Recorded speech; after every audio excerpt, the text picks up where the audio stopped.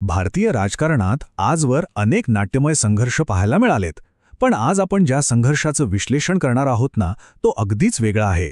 तमिळनाडूच्या राजकारणावर निर्विवाद वर्चस्व गाजवणाऱ्या दोन महाकाय पॉवर हाऊसेसची ही गोष्ट आहे. कोणत्याही एका बाजूने न झुकता आपण या सत्ता आणि बदल्याच्या अत्यंत थरारक राजकीय प्रवासाचा तटस्थपणे आढावा घेणार आहोत. थेट कृतीकडे वळूया. महिना होता जून 2001 आणि वेळ मध्यरात्रीची. अचानक एका घराच्या दरवाजावर जोरात थाप पडते. राज्याच्या एका अतिशय शक्तिशाली माजी मुख्यमंत्र्यांना मध्यरात्री 1:30 वाजता अक्षरशः झोपेतून उठवलं जातं. पोलीस त्यांना अटक करण्यासाठी फरफटत नेतात. विचार करा, हा सगळा गोंधळ सुरू असताना कारवाईला विरोध करायला आलेल्या 2 केंद्रीय मंत्र्यांनाही तिथेच अटक होते. आणि सर्वात मोठा धक्का म्हणजे संपूर्ण देश हे सगळं एका टीव्ही चॅनलवर लाईव्ह पाहत असतो. एखाद्या सस्पेन्स थ्रिलर सिनेमासारखं वाटणारा हा प्रसंग प्रत्यक्षात घडत होता. आता साहजिकच असा प्रश्न पडतो की एका राज्याचं राजकारण अशा टोकाच्या थेट बदल्याच्या भावनेपर्यंत पोहोचलं कसं? चला याच्या मुळाशी जाऊया. करुणानिधी आणि जयललिता यांच्यातील ही कट्टर राजकीय लढाई एखाद्या 3 अंकी बदल्याच्या नाट्यात कशी बदलली हे आपण टप्प्याटप्प्याने समजून घेऊया. भाग 1. टायटन्सचा उदय.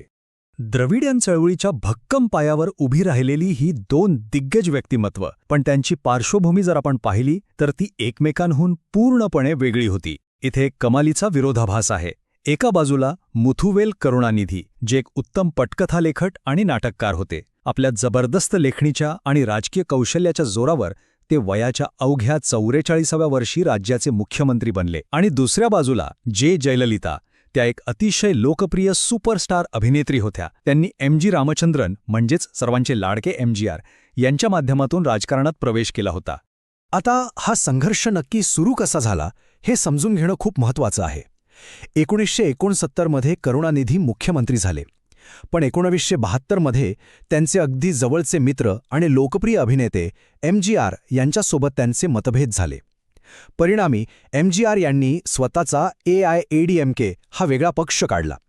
पुढे 1987 मध्ये जेव्हा MGR यांचं निधन झालं तेव्हा एक अत्यंत धक्कादायक घटना घडली.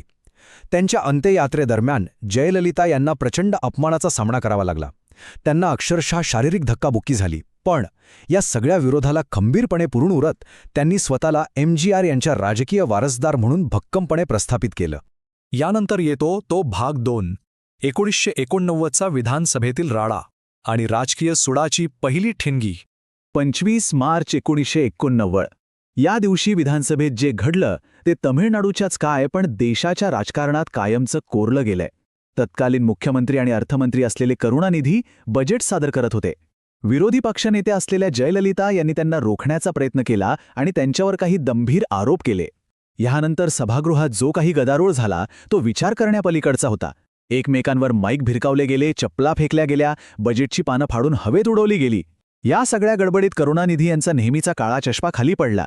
दुसरीकडे जयललिता यांनी असा आरोप केला की DMKच्या एका मंत्र्यांनी त्यांच्या साडीचा पदर खेचला. विस्कटलेले केस आणि अश्रू भरलेल्या डोळ्यांनी सभागृहाबाहेर येऊन त्यांनी एक अतिशय भयंकर शपथ घेतली. जोपर्यंत हे सभागृह महिलांसाठी सुरक्षित होत नाही तोपर्यंत मी इथे पाऊल ठेवणार नाही. आणि इथून पुढे या संघर्षानं एक वेगळंच वळण घेतलं. या आकडेवारीकडे पहा. 1991च्या निवडणुका. राजीव गांधी यांची लिट्टेकडून हत्या झाल्यानंतर संपूर्ण राज्यात एक प्रचंड मोठी सहानुभूतीची लाट उसळली. काँग्रेसशी युती असलेल्या जयललिता यांना या लाटेचा थेट फायदा मिळाला आणि त्यांनी तब्बल 164 जागा जिंकल्या. दुसरीकडे करुणानिधी यांच्या DMK पक्षाची अक्षरशः धूळदान उडाली. त्यांना फक्त 2 जागांवर समाधान मानावं लागलं आणि जयललिता राज्याच्या मुख्यमंत्री बनल्या. इथून सुरू होतो भाग 3. सुडाच्या राजकारणाचं चक्र. एक प्रकारचा वेट अँड वॉचचा खेळ. आता इथली सर्वांत रंजक गोष्ट काय आहे माहितीये? मुख्यमंत्री झाल्यावर जयललिता यांनी जाहीर केलं होतं की राज्याची तिजोरी रिकामी आहे, म्हणून त्या स्वतःचा पगार म्हणून फक्त ₹1 घेतील. फक्त ₹1. पण याच दाव्याच्या अगदी विरुद्ध घटना 1995 मध्ये पाहायला मिळाली. त्यांनी आपला मानसपुत्र VN सुधाकरन याचा विवाह इतक्या प्रचंड थाटामाटात आणि अफाट पैशांची उधळपट्टी करून लावून दिला की तो संपूर्ण देशात चर्चेचा आणि अर्थातच टीकेचा सर्वात मोठा विषय ठरला. पण राजकारणात सत्तेचा लंबक कधी एका जागी थांबतो का? मुळीच नाही. 1996च्या निवडणुकांमध्ये चित्र पुन्हा पूर्णपणे उलटलं. भक्कम सत्ताविरोधी लाट आणि सुपरस्टार रजनीकांत यांनी केलेला विरोध यामुळे डीएमकेने 173 जागा मिळवून दणदणीत पुनरागमन केलं, तर जयललितांच्या पक्षाला केवळ 4 जागा मिळाल्या. इतकंच नाही तर त्या स्वतःची जागाही हारल्या आणि करुणानिधी पुन्हा सत्तेत आले.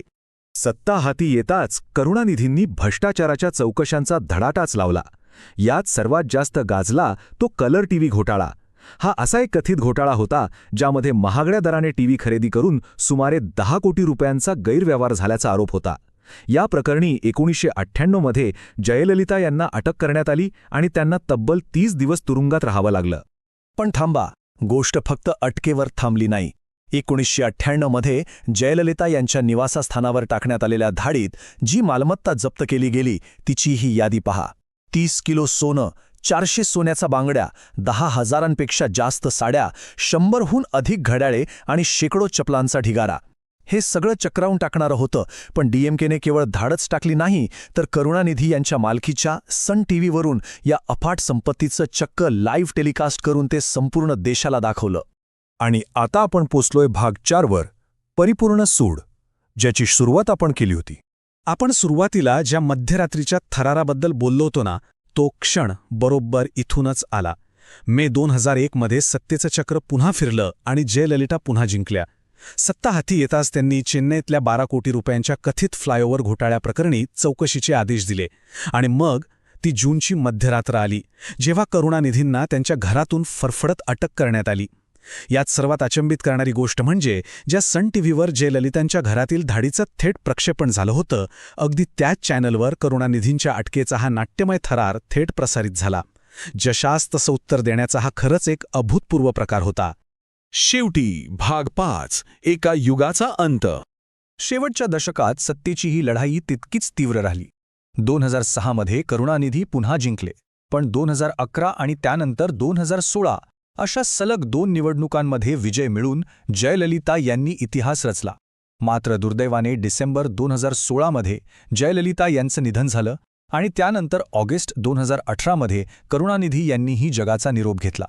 या 2 महाकाय नेत्यांच्या निधनासोबतच तमिळनाडूच्या राजकारणातील एका अत्यंत वादळी, नाट्यमय आणि संघर्षाने भरलेल्या युगाचा अखेर अंत झाला. आता या सर्व घटनांचा आणि पुराव्यांचा तटस्थपणे अभ्यास केल्यानंतर एक अतिशय महत्त्वाचा प्रश्न उभा राहतो. अनेक दशकं चाललेल्या या अत्यंत कडव्या आणि वैयक्तिक सुडाच्या राजकारणाने खरोखरच राज्याला प्रगतीच्या मार्गावर नेलं, की या सततच्या सत्ता संघर्षात राज्याचं मोठं नुकसान झालं? 2 नेत्यांमधल्या या सुडाच्या भावनेने लोकशाहीचं मूल्य वाढवलं की घटवलं? हा एक असा प्रश्न आहे ज्यावर आपण सर्वांनी सखोल विचार करणं गरजेचं आहे. या विश्लेषणातून नक्कीच काहीतरी विचार करायला लावणारी नवी दृष्टी मिळाली असेल.